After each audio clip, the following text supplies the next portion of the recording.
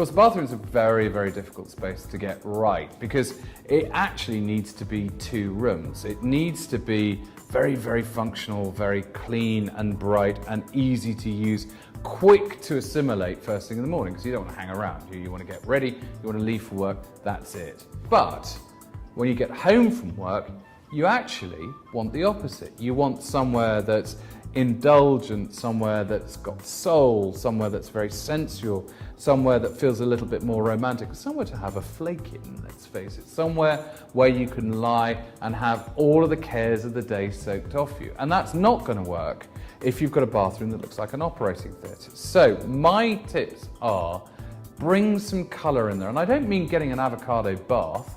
I don't mean getting some kind of bright orange basin. I mean, look at colour on the walls. Bathrooms will always be light and bright. There's a lot of white in there. There's a lot of top lighting in there, so you get a lot of light bouncing back. So there's no reason why you should have to have light walls. In fact, I am a big fan of my tip number 1, dark red, or actually even black as a wall colour in bathrooms. They don't absorb the light, and actually if you use them cleverly enough, they don't make the space look smaller. In fact, it's a perfect excuse for a feature wall where you've got your indulgent bathtub, paint the wall behind it black or red, and it looks absolutely wonderful. Next, look at the sort of lighting you've got going on in there. I mean, most of us have got ordinary tungsten bulbs, but see whether you can get some halogen lighting because they're much more responsive.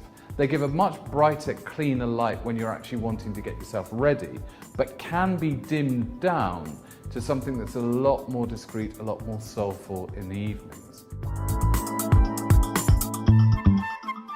Bathrooms, tip number 3, are about 5 senses. It's not just about how they look, it's about how they smell.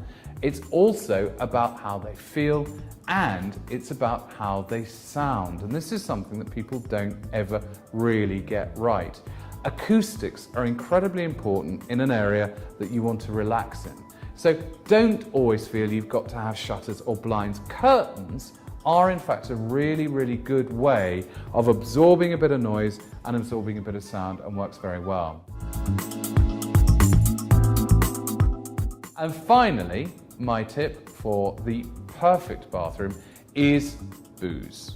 Whatever you do, make sure that you take a lovely bottle of cold white wine in with you for a really indulgent bath time in.